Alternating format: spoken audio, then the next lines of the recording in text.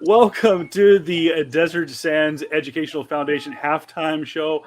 I am Kevin Pillow. He is the director of the Desert Sands Educational Foundation, Sean Webb, and he is out at La Quinta High School. This is the halftime show, the tradition we're bringing back from the spring season, but we're going to come to you every single Friday night right here on the Desert Sands Educational Foundation and social media mediums, and get you up to date on those Friday night lights. And Sean, you are at one of probably your favorite locations. I'm at La Quinta High School. Yeah, I'm at Blackhawk Stadium. One thing I want to show you, they are up 7-6. There's still 6 minutes left in the the first half here. They're up 7-6 over Carter High School. Been a very good game, very emotional game as well.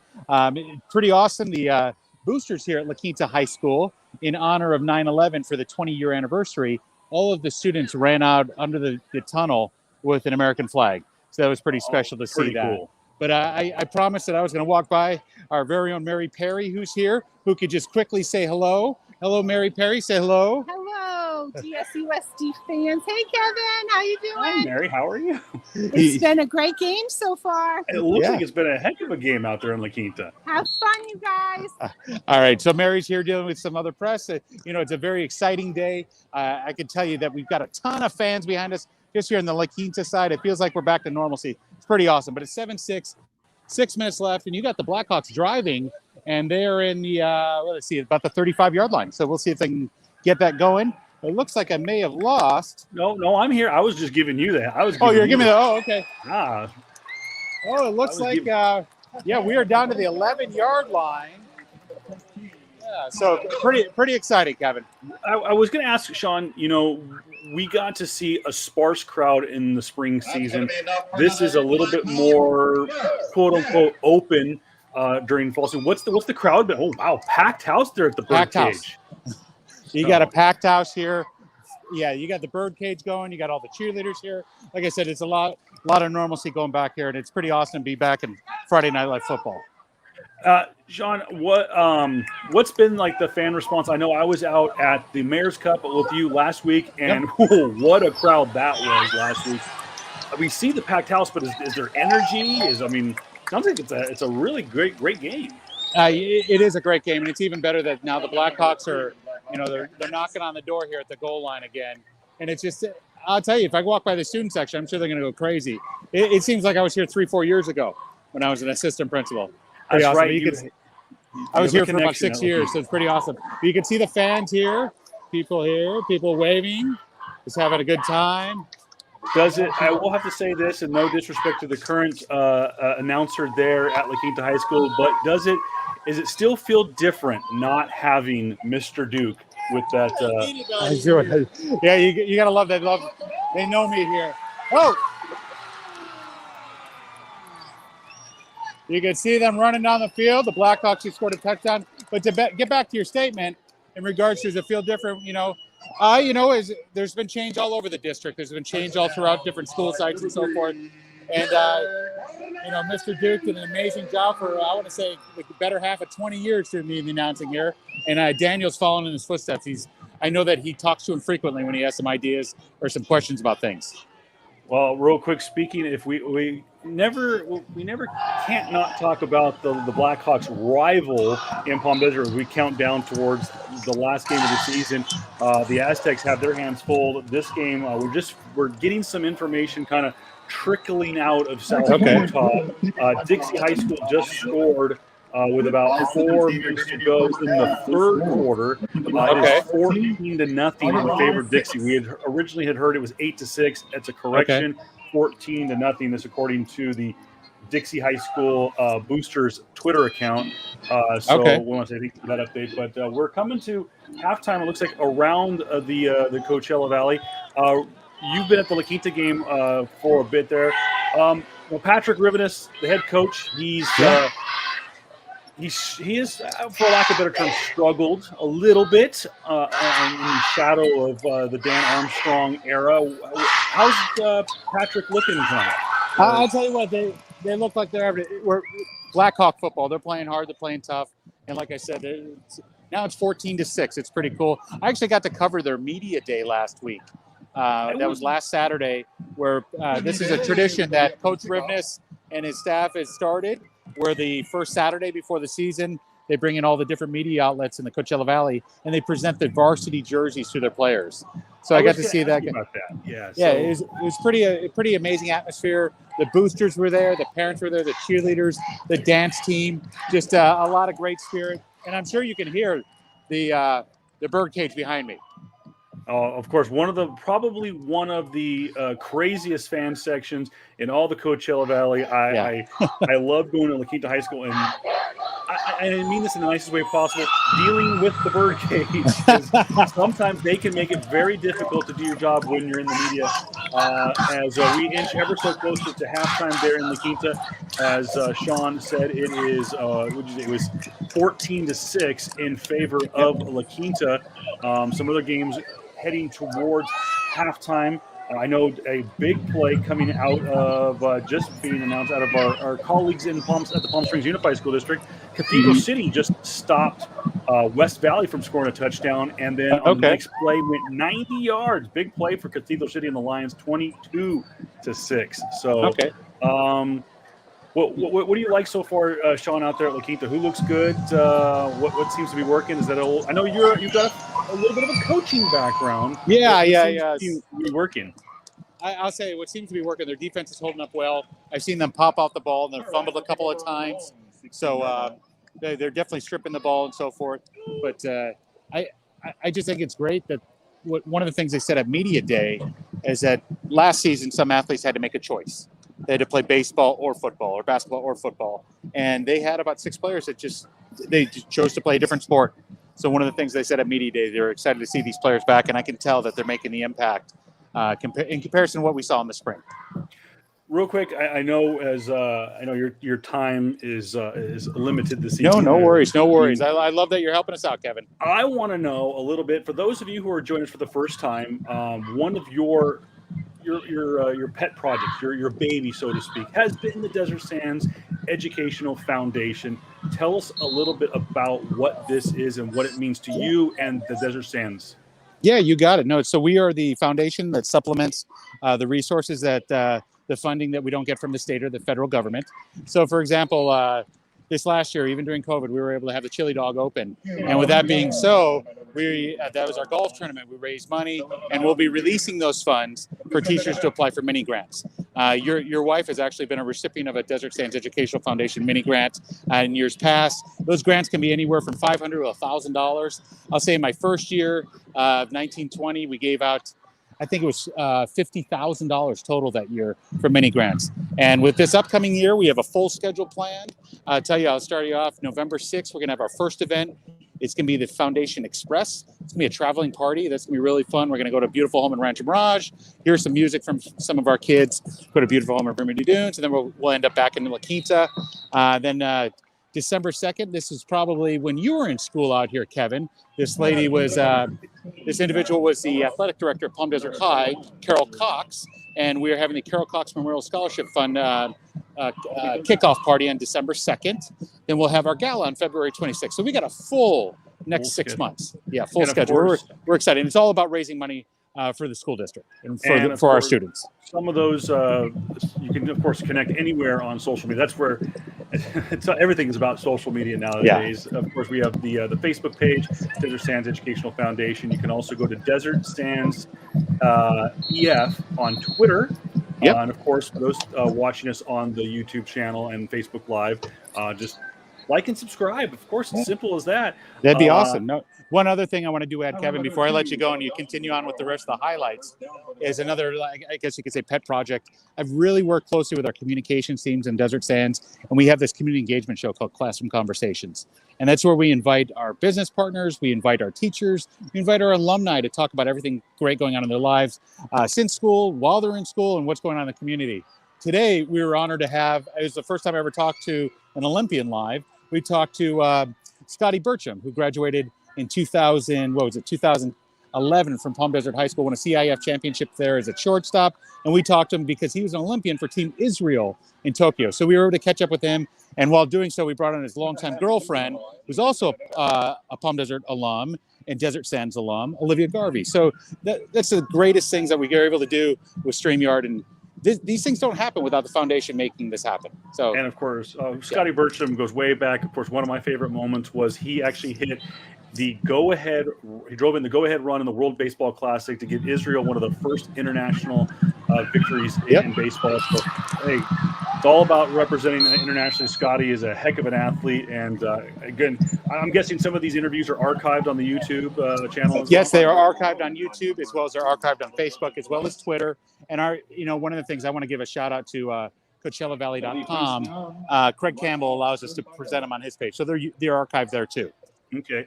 Well, if you want to get involved with the Desert Sands Educational Foundation, you can text DSEF to 760-338-2282 to donate. And of course, if you're watching right now, I know sometimes it's so much going on the screen. This is on the ticker below, and as we go through halftime, I will throw that up throughout the show. But Sean Webb out there at La Quinta High School, where at least last reported, it is 14-6. Yeah, we got favor of the Blackhawks as we inch ever so closer to halftime. Yeah, about 3 minutes left. Kevin, once again, on behalf of the foundation, thank you for wanting to host this halftime show. I'm excited to see how it develops. And some of the characters we had in the spring want to come back and join you. So I'll make sure to connect you. We are always welcome characters on the halftime show. So it always makes it a lot more entertaining. Yeah. Sean Webb, ladies and gentlemen, you can follow him on Twitter at Desert Weber. He is the Director of Community Engagement and the Educational Foundation. All right. Thank you, Kevin. We'll see you later. Have a great evening. You too. So that is Sean Webb. Again, there's his information there on the bottom of the screen on Twitter at Desert Weber on Twitter. Get you an update around the scoreboard, or rather the out-of-town scoreboard for you as it shows there on the bottom. Shadow Hills played last night. Big win over Citrus Hill. They beat them 40-7 in Thursday Night Football. As we mentioned, La Quinta 14-6 at the half. Right now in Rancho Mirage, it is just a mere 42 seconds till the half. It is 14-0 in Rancho Mirage. They have already scored more points in this game than they have last week, where they won 12-0 against a very tough Hemet Bulldog team. Real quick, we're also still following information coming out of St. George, Utah, where the Palm Desert Aztecs are playing a road game against Dixie High School. Last I had checked, it was 14-0. Now, I know it was a lot of misinformation was coming out of that game. We had heard that initially there was a weather delay, which, having just recently driven through St. George, doesn't surprise me. There's always kind of weather in southern Utah. But as of right now, it is 14-0 with a last update. It should actually probably be in the fourth quarter now, but we are still awaiting an official update for that. We're following the Dixie High School Booster Club out of St. George, Utah. At the half, it has finally gone to the half. It is 14-0 in favor of Coachella Valley High School over Palo Verde Valley High School. So we'll get you some of these other scores going on around the Coachella Valley. Like I said, this is mainly to highlight, at the forefront, highlight all the student athletes from around the Coachella Valley, of course, especially our wonderful student athletes of the Desert Sands Unified School District. But that doesn't mean that we're just limited to covering the schools of Indio, Palm Desert, and La Quinta and Shadow Hills. We're covering all these wonderful student athletes that have braved, in some cases, this pandemic over the last year and a half. And we're so grateful for the parents and the administration and the students and everything to make this season happen. Thanks, of course, to the California Interscholastic Federation as well for really putting together a great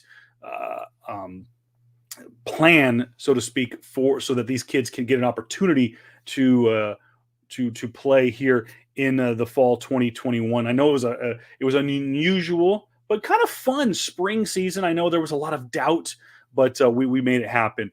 Again, I am Kevin Pillow at Voice of Reason 23 across all social media platforms. If you want to get involved with the show, and every single Friday night, there's the Twitter account to get involved at prepsports_net. And we will get you right here to our studio kind of hotline, so to speak, to get your opinion on what's going on. If you've also got scores to report, we'll try to keep the scoreboard ticker on the bottom alive for you, so that we can keep you up to date on all the goings on around the Coachella Valley. Right now, it is still 29 seconds to go at the before halftime in Rancho Mirage. The Rajahs trailing the Rattlers 14-0. It has been a back and forth game despite the 2 touchdowns by Rancho Mirage. It has really been a back and forth game, kind of sloppy at times, but still nonetheless a moderately to heavily entertaining game, so to speak. The Rajahs still trying to find their feet in this young season. They're one of those teams that have been devastated by low numbers, especially the fact that they have a slightly lower than usual amount of students on campus right now. I know that all campuses are open as opposed to what it was in the spring, but nonetheless, I know just numbers have been really, really tough for the Rajahs and a lot of the teams in the East Valley. Speaking of which, Desert Mirage, I know they play in the school district of our colleagues at CV Unified. That game was canceled.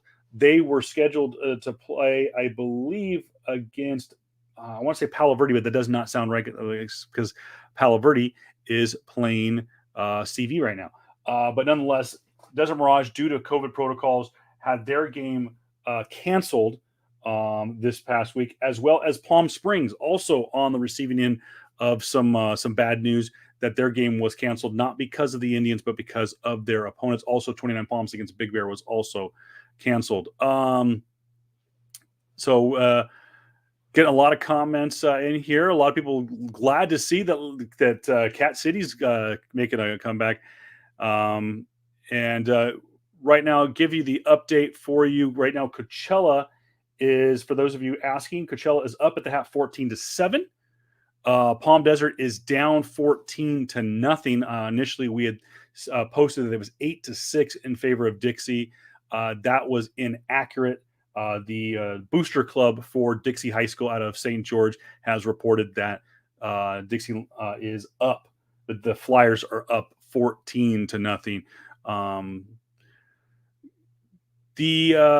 lot of people asking why wearing the shirt. I think it's pretty obvious, though I did not get to meet Hunter.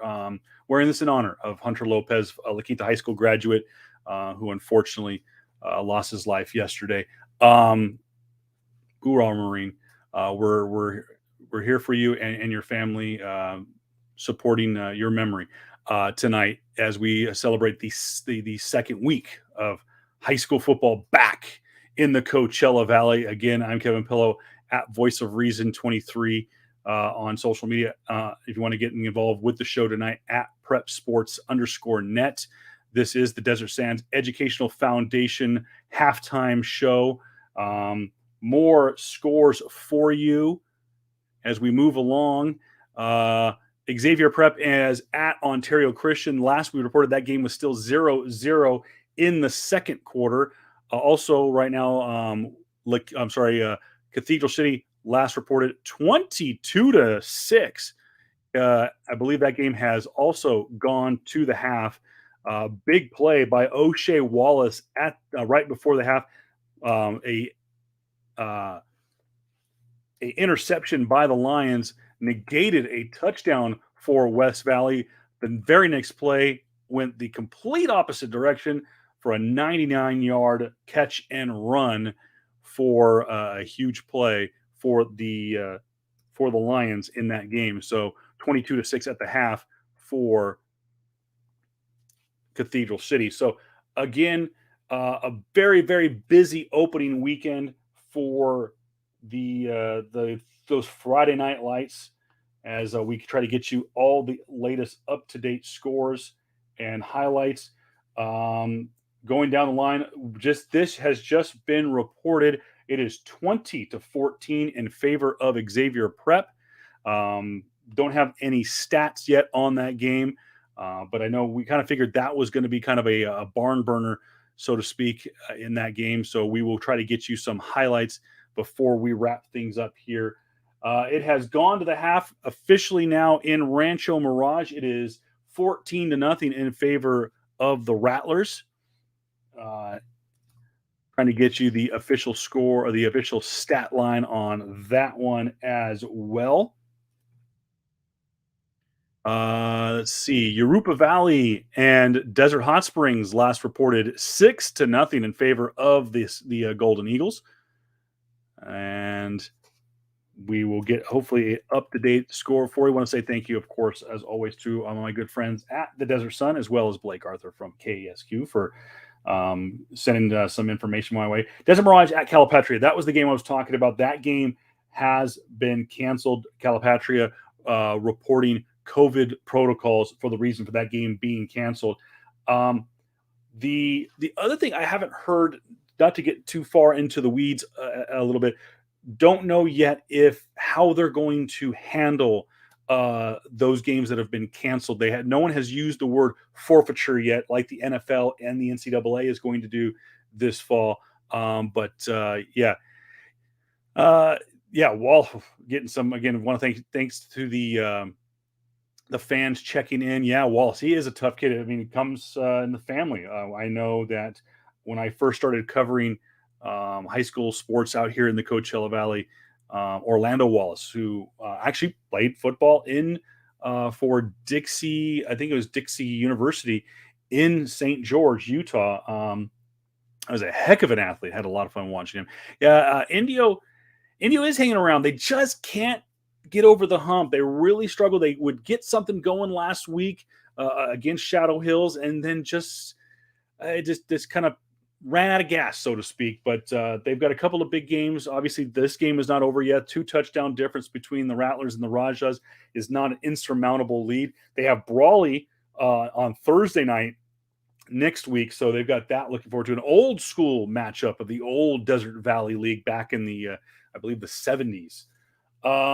Get you an up-to-date, too. Let's check the scoreboard from, of course, our friends at the NFHS. They are streaming all of the local games. This also at the half now, Desert Christian Academy in Sherman Oaks, as it's being reported right now, is 0-0 in that game. So we will keep a close eye on that, as Desert Christian Academy just a few years ago made the switch from 8-man football to 11-man football and have been playing in a very, very competitive league. So we'll keep an eye on them throughout the season. A lot of other games now have gone to the halftime. It is Europa Valley 14, Desert Hot Springs 6. We're just getting that in. Dixie State, thank you for for JD messaging us in on Facebook. Who went to Dixie State University.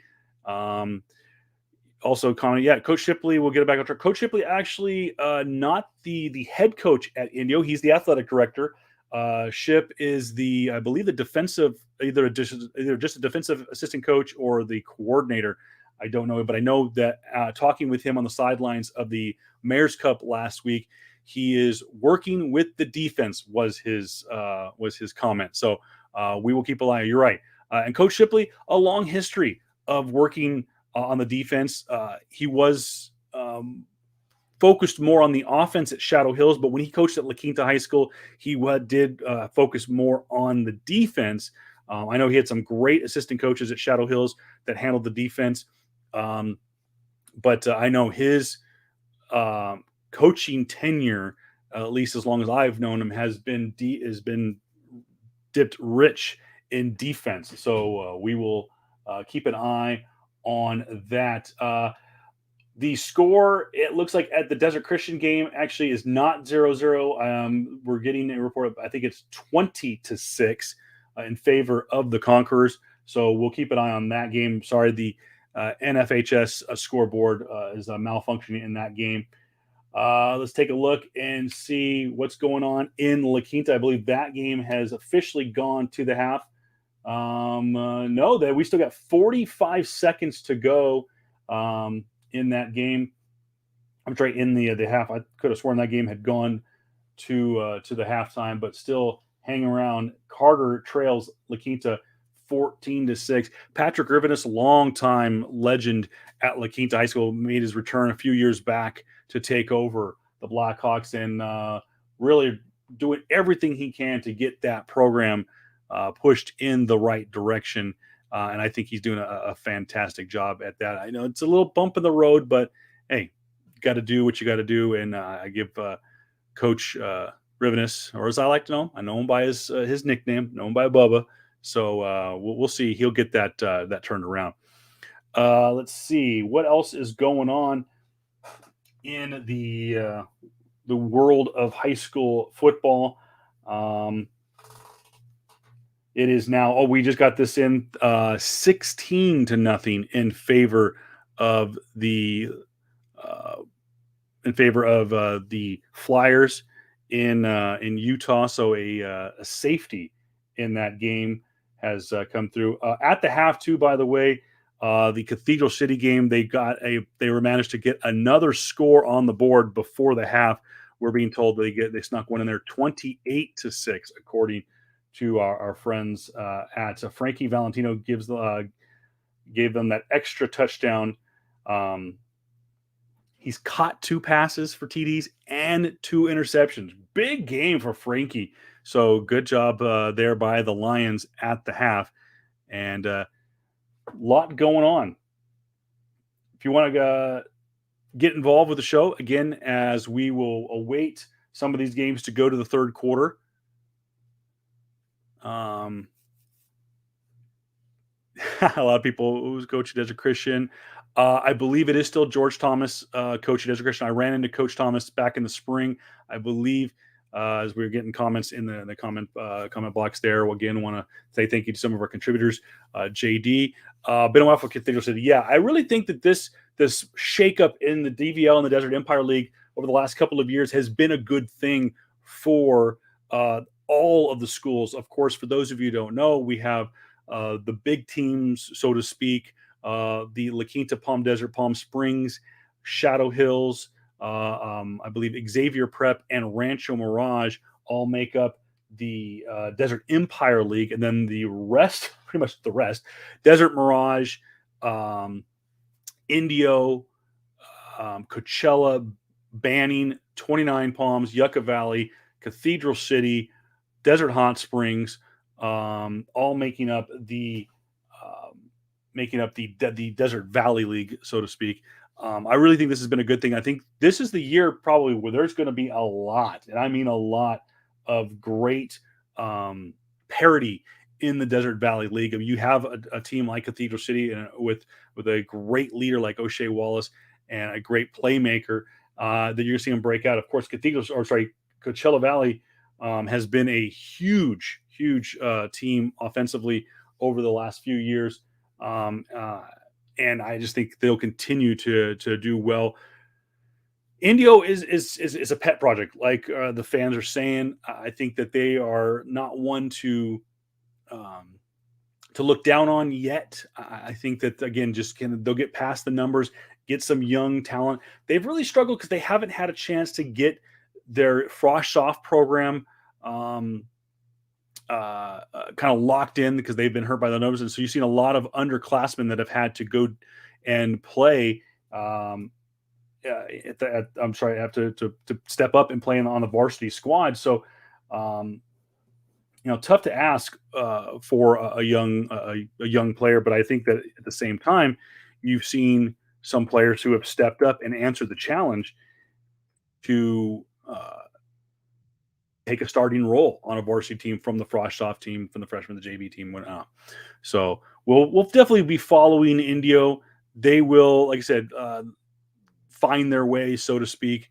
And yes, as the title says, their voice of the Rajahs, I do the announcing for Indio High School. And you will actually see me out and about a couple times this year talking about the Rajahs on location at Ed White Stadium. And I apologize. But should be a lot of fun. Just a couple more minutes here, and then they were talking about the number one seed in the DVL makes up the There was talk. I know there was a comment. Again, want to say thank you, JD. Loving the questions here. Fan involvement, very, very important. Um, the the question was asked about the number one seed in the DVL moving up to the Desert Empire League the following year.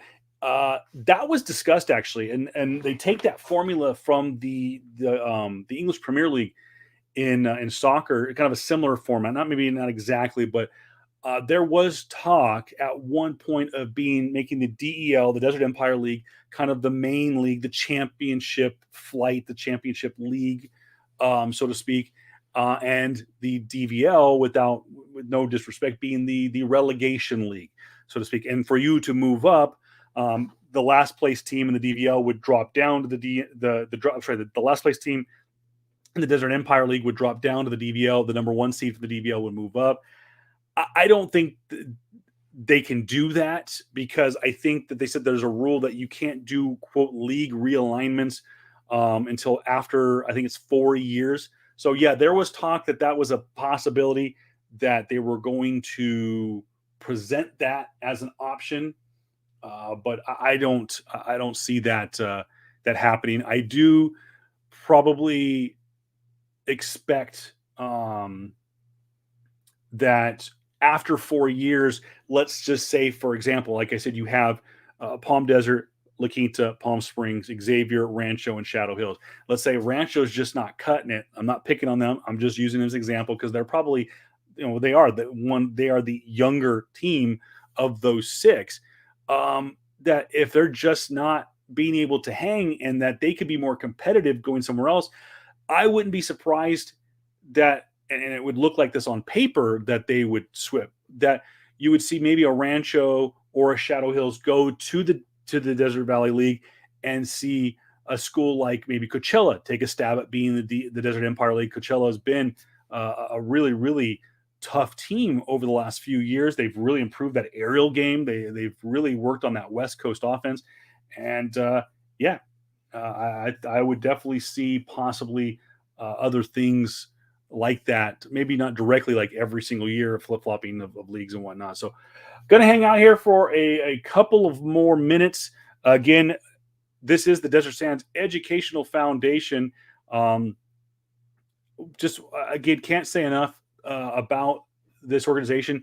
You could see, if you're watching on the YouTube channel or on CoachellaValley.com, there's a lot of content out there that you can pick up and consume about the Desert Sands Educational Foundation, what it means to the Coachella Valley. We will have links on the YouTube channel below for our Facebook page, as well as our Twitter account. You can follow at Desert Sands EF on Twitter. And again, cannot say enough about them. Want to say thank you to Sean Webb and, of course, Mary Perry for appearing on tonight's show. Mary Perry, albeit briefly, but I want to say thank you to her for stopping by. And I do want to put it out there that because he's a good friend of mine, I don't get to see him nearly as often as I used to, but I want to send a shout out to Chris Culian of Palm Desert High School, the voice of the Aztecs, who was supposed to be on the show tonight, had prior engagement. Don't blame him for that. But hey, we look forward to having you either next week or in the near future. The Aztecs, though, right now it is 16-0 in favor of the Dixie Flyers. Of course, Palm Desert going on the road to another state to take on Dixie High School in St. George, Utah. Quite a bit of a drive, too. Like I said, just made that drive no more than about 4 weeks ago. It's a beautiful drive out to southern Utah. Yeah, a lot of people there blowing up the comment section. Would love to see CV in the DEL. I know a lot of people are probably making a push for that. I don't know when realignments will take place. I know that the governing body of this area is, I believe they used to call it the Citrus Valley Conference or something like that, and that oversees a lot of the Coachella Valley, the Inland Empire schools, so to speak, specifically, Desert Valley League, the Desert Empire League, some of the schools that are in the pass area, San Bernardino and whatnot. Big chunk of Southern California in the Inland Empire. But I don't know when that will take place. It might be coming up here very quickly. I know, again, realignment, I believe, is every 4 years. I could be mistaken. But I think one of the cool things that you're going to see that schools will be very leery about moving to a different league is that it used to be one of the reasons why you saw the Desert Valley League set up the way it was, and that the schools like Cathedral, like Palm Desert, Palm Springs, and La Quinta were running the table all the time, was because you kind of had to win the league to get the better seating in CIF. Then they changed it and they based yours where you were put. They changed it up because it used to be, let's say, for example, Palm Springs High School, because they won so many league championships and won CIF and yada, yada, yada, that they forced the entire league to go to a quote, I'm going to use the numbers just to make it easier, to go to a Division One or a Division Two CIF conference, so to speak, for playoff play. And it would make it difficult. So if like La Quinta won the league, Palm Springs came in second, and all of a sudden, Indio squeaked in there and got third. Indio's going to go to the playoffs, but Indio's going to have to play some really tough opponents. Well, now what it is the rule was that they would vote on your division alignment for CIF for playoff pairing at the beginning of the season based on your previous year. Now, because they said, well, that's not fair, because what if they had a really good year the year before in 2019 and then graduated half their team, and they could possibly be not very good, and have like, well, they won all these games and they should go to Division One. Well, that's not fair. So I believe what I understand now is part of Selection Sunday for the CIF Southern Section pairings is that they will vote on where teams will go, what divisions they will go to play in playoffs at the end of the season. I could be wrong. I'll do some more research as the season goes on, as we get ever so closer, because we're only in week 1. We're only 2 weeks into the season. I know people are going, well, how are you 2 weeks into the season, but you're only week 1? Because there's a tradition of calling the first official week 0. So, yeah, that made it tough. Yeah, I completely agree. Again, thanks for the comments. A couple more minutes to go. We'll take one more look around the scoreboard for you. It looks like most games are still at the half. Still waiting to see if there's any more updates from St. George to see if that game has tacked on any more points, and it does not look like it has. As the last time the Dixie Twitter account updated was that second touchdown back early in the third quarter, but we will again keep a close eye on it as we are enjoying those Friday night lights.